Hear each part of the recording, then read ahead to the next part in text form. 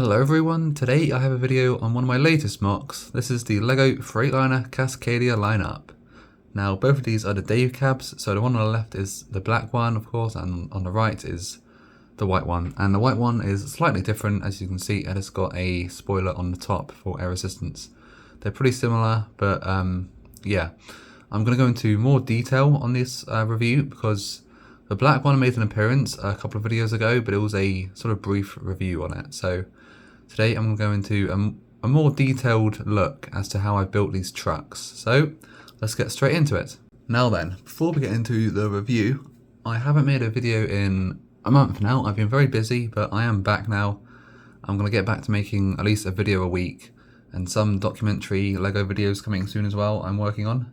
So yeah, anyway, let's get straight into this. So what makes this truck so pretty much hard to make is it's built on a, if we turn this around, it's a 9 stud wide at the bottom, and the cab becomes 8 wide, and incorporating an 8 wide onto a 9 wide, basically an even number onto an odd number, is very hard, and it took a lot of trial and error. As you can see, it is very complicated around sort of this area when you've got 9 studs wide here, 4 studs wide with some bits sticking out. It gets very complicated, but we'll go into that. So yeah, let's start off with, in fact, yeah, let's go back underneath. Let's have a look. So as you can see, I've used a few Technic 1x16 beams as the main frame of the truck. If I take off the side step, you'll be able to see a bit better how it's all connected. We've got a 1x4 which holds on that side step, and in fact we're going to take off the entire front end cab, and you'll just see just how sort of complicated it is to get it all to, I guess, hold together. Thank goodness LEGO made this part here, this 1x3 with 2 studs in the middle.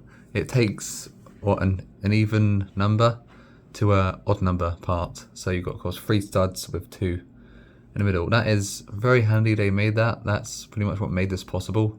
And of course there's another one here underneath this 1x2, and the front bumper is still 9 studs wide. That is held on using some snot parts just in there. In fact, if I take this off, you can see how that is held on. A 1x2 and a 1x1 there in grey and white. And putting it back on, in fact, before I put it back on, let me show you how I've done the headlights. So I've used, if I get the camera to concentrate, a snot part where you can connect on the side as well as on the front. That helps.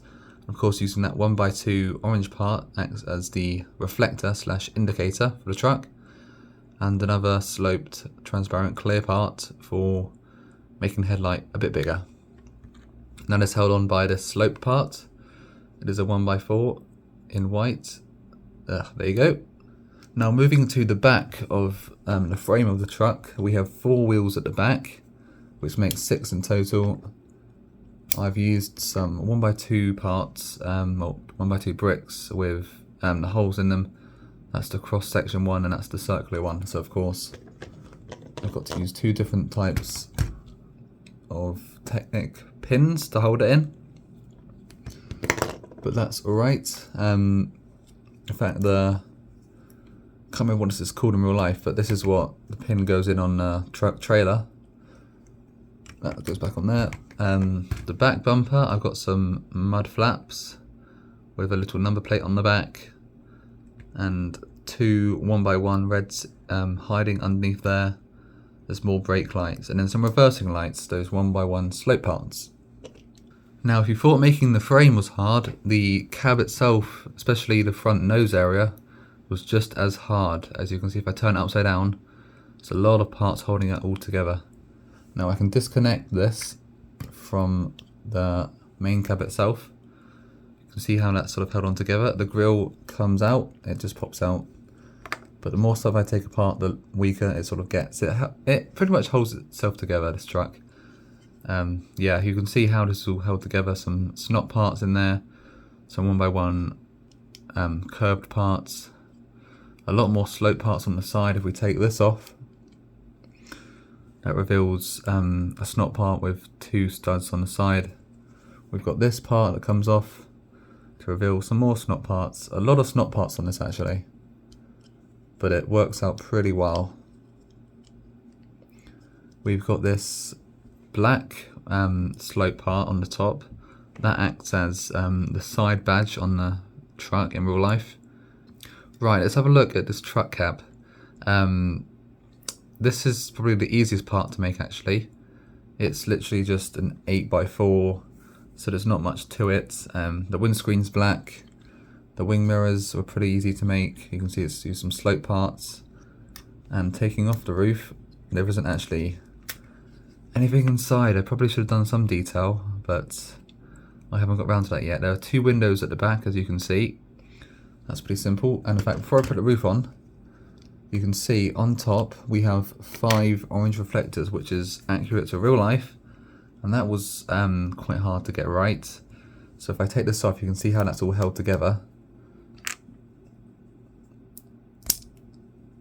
So it uses 2 studs here, 2 of those 1x2s with the stud in the middle, and another 1x2.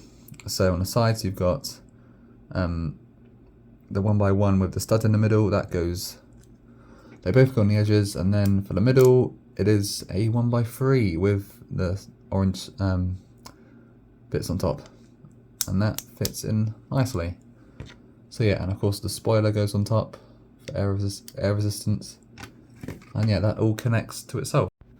So we're going to move on to the black Freightliner Cascadia now, and it's basically the same as the white one, but this is an all black appearance package for the Cascadia. There are a couple of differences, as you can see maybe. It does have some sort of, I don't know what these are called, I guess winglet versions for trucks. So those fit on nicely. That makes the cab look a bit longer actually. And the camera is sort of struggling to concentrate on this because it's black. But there we go. You can see it does look quite nice. The only chrome bits on this are the wing mirrors and the side steps. So let's take this apart and have a look. So as I said, it is relatively the same as the white one. It is a bit smooth on top here. It's a bit more improved. This is newer than the white one. I built this one a couple of months ago, and the white one was built last year sometime. The front nose area is the same. In fact, I'll show you how the grille is made, because I didn't do that on the white one. This is using some 2x3s, and underneath that, some more 2x3s. So 2 layers of 2x3s on each side. And then you've got some grille parts, and then a 2x4 here, grille parts across here, and then for here you can see it is one of those snot parts just there. So that all holds itself together, and it makes a sloped effect on the grille. As you can see, it goes down like this. So let's get the grille back on. Of course, as I said before, the frame is pretty much the same on this one as on the white one, but the parts are more matched to the body colour. So I've used a lot more black parts. There are some white and grey parts here, but they're on the underside of the truck, so you can't see them when, of course, the truck is upright. So yeah, pretty much this is the same as the white one. On the back actually, I didn't include mud flaps because I didn't have the parts to do that at the time. But there is a little 1x2 space for a number plate on the back, and we still have the reversing lights, the hidden brake lights underneath. So in general, it is the same pretty much. In terms of if I'm going to do any more, I will do. I've designed a blue one on Bricklink Studio, so that might be coming soon, but right now I'm prioritizing all of my stuff on the skyscraper, which is in fact where the camera is situated right now, in between here and here. So the next video will be maybe on the skyscraper, because I've made some more progress on that. But as I said earlier in the video, I'm working on some LEGO documentary videos. So that's going to be interesting to see how that works. But yeah, that is pretty much it for the Freightliner Cascadia lineup so far. Of course, I've only got 2. But I have built some trailers for them. In fact, I'm going to build some more trailers in the future. So yeah, if that's the sort of stuff you like, then stick around because more is coming in the future. So yeah, thank you ever so much for watching, and I'll hopefully see you guys very soon. Goodbye.